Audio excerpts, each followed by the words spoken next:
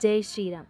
ఈరోజు జనవరి 22, 2024 చాలా శుభదినం. ఎందుకంటే ఆ అయోధ్యకు 500 ఏండ్ల నిరీక్షణ తర్వాత మళ్ళీ ఆ బాలరాముడు వచ్చాడు. అందుకే ఇంటి ముందు ఇలా ముగ్గులు వేశాం.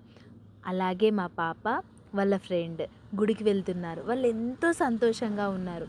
వాళ్ళకేంటో తెలియకపోయినా మా రాముడు మళ్ళీ అయోధ్యకు వచ్చేసాడండోయ్, ఆ సందర్భంగా మేము గుడికి వెళ్తామండోయ్ అని వెళ్తూ ఉన్నారు. చాలా హ్యాపీగా ఉన్నారు వాళ్ళు. ఆ చిన్ని మనసులకు ఎంత సంతోషమో. మా పాప నాతో పాటు ముగ్గులు కూడా వేసి తొందరగా రెడీ అయ్యి గుడికి వెళ్ళింది. చూడండి, ఆ బాలరాముని ముఖార విందాన్ని చూడటానికి ఎంతటి అదృష్టం ఉండాలి. మళ్ళీ 500 ఏళ్ళ నిరీక్షణ తర్వాత అందరి గుండెల్లో మళ్ళీ నిండిపోయాడు.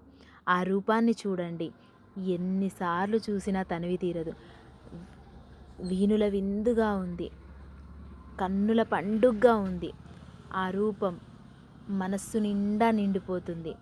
జై శ్రీరామ్, జై శ్రీరామ్. మనసారా జై శ్రీరామ్ అంటే చాలు, ఆ రాముడు వస్తాడంట. అలాగే సాయంత్రం 5 దీపాలు వెలిగించాలని మా పాప దేవుని దగ్గర మా పాప చాలా భక్తురాలండోయ్.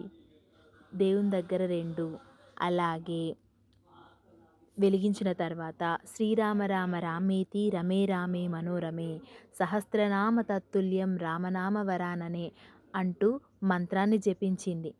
ఆ శ్రీరాముని చూద్దాం. మా ఇంట్లో శ్రీరాముడు. అలాగే చంద్రుడు చూడండి. తులసికోట దగ్గర కూడా మా పాప ఒక దీపాన్ని వెలిగించింది. ఓం జై శ్రీరామ్.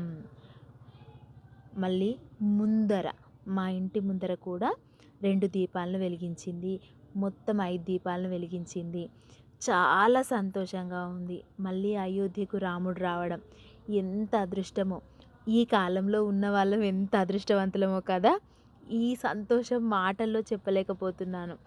జై శ్రీరామ్, జై శ్రీరామ్, జై శ్రీరామ్, జై శ్రీరామ్. ఎన్నిసార్లన్నా తనివి తీరదు. శ్రీరామ రామ రామేతి రమే రామే మనోరమే సహస్రనామ తత్తుల్యం రామనామ వరాననే. అయోధ్య టెంపుల్ పూర్తి కాకముందు మేము వెళ్ళొచ్చాం. ఇప్పుడు టెంపుల్ పూర్తయింది, బాలరాముని ప్రతిష్ట కూడా అయింది.